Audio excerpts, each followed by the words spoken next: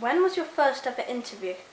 My first ever interview was about 2.5 years ago, and it actually started when I was a teacher. So I had the same 7 students in a special education classroom, and they had all different conditions. Some were diagnosed with autism, some had speech disorder, some had brain conditions, they were missing pieces of their brain. But after 3 years with these same students, we just started doing interviews. Where were you born? I was born in Philadelphia. And I was born in Winter Haven, which is in Central Florida. So she grew up in the warm weather, I grew up in the cold weather. Which one's better? Warm. I agree. What age did you realize that you wanted to work with children? I realized it at 25 years old, so only 3 years ago. I was a college soccer coach, or over here I guess you call it football. I was a footballer, the one with your feet.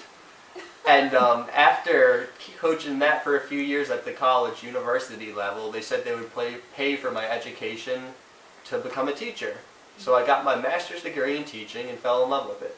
And I actually worked at the world's largest children's museum, so I got paid to hang out and play with kids for 8 hours a day. So that was pretty wonderful. Did you both get bullied when you were younger? You know, I did experience some children being cruel. It was few and far between, but what affected me more was seeing other people getting bullied, because I could never understand why one person would be mean to another.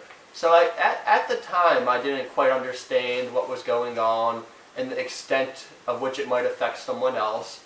So I just watched passively and quietly. But looking back, I wish I had said something. What about you? So I actually have my own diagnosis. I have a severe anxiety disorder and OCD. So my brain processes things really, really fast, and I tend to focus on stuff that's not necessarily important. And so when I was in school, I had a little bit of a hard time because I didn't quite understand the way that social interactions happened. And someone would say something to me, or I would say something, and I would just worry and stress that I had said something wrong, or like, what did this conversation mean? And so I isolated myself a little bit in school, and that was hard. But very thankfully, I had a twin sister who was in the same grade as me, so I always had someone. Identical twin. Yeah, identical twin, and I had a cousin as well who was my age. So all 3 of us were in the same school, and a lot of times the same classes. So I was very fortunate I could kind of hide away with them until I sort of worked on building my confidence up a little bit. What do you feel about defining people through terminology such as mine, which people can classify me illegally as called as a disfigurement? I've found that it really differs between person to person. Since I don't have an official diagnosis myself, I always defer to the people I meet and I ask what their opinion is.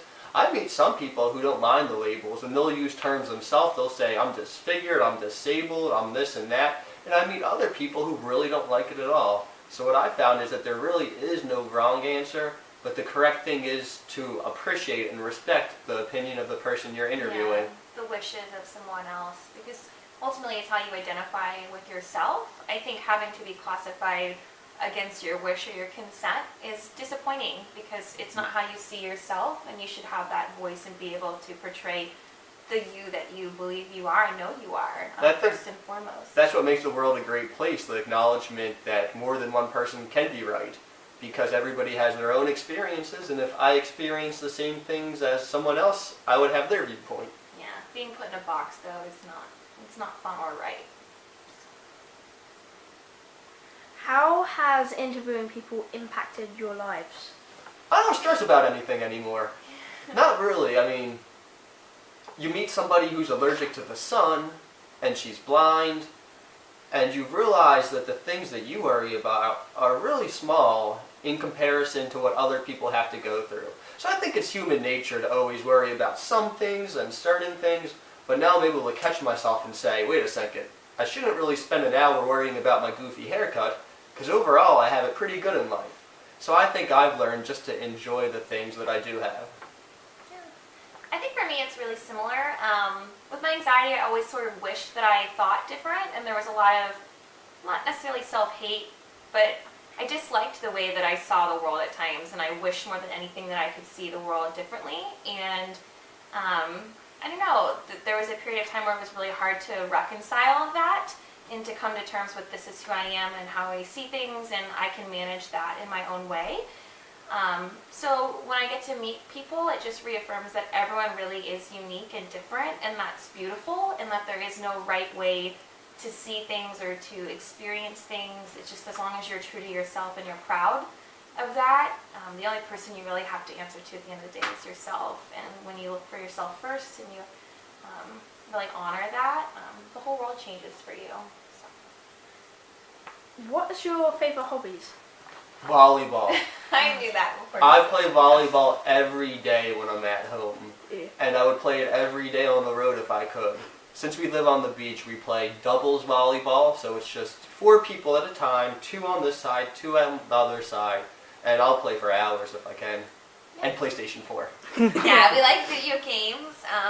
TV and movies are really fun. We don't have cable, but we like to stream stuff.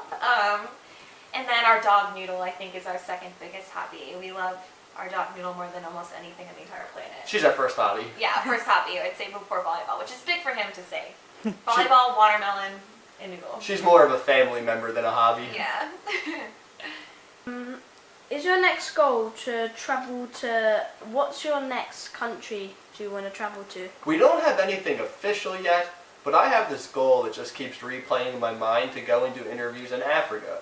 So I started looking at flights and the itinerary and logistics behind that. So although it's not scheduled, it's really my goal of where to go to next. Be another continent for us too, which is kind of... I want to get all 7. Gotta catch them all, right? If so, our very supportive friend from Greece, Fetham School, would love to have you. Oh yeah, and I believe he is the man who reached out to me and put me in contact with you. And I'm grateful he did, because I had a great time with you today. Okay, this is the last question. What is come for you in the new year? In the new year, I just want to meet as many people as possible, because when I share these stories, I feel like I take a piece of it with me. And every time I meet someone and listen to them, I grow a little bit as a human too. So really, I just want to keep on keeping on what we're doing. Yeah, I think so too. Continuing to find that balance between doing this work. Chris is a really wonderful speaker, so he goes to conferences and events, and he shares that message with everyone, and I think that's really wonderful. So continuing to do that to help manage that for him. Just big goals, wanting to tell as many stories as we can and meet as many wonderful people as we can. It's wonderful. Wrap it up. Yeah.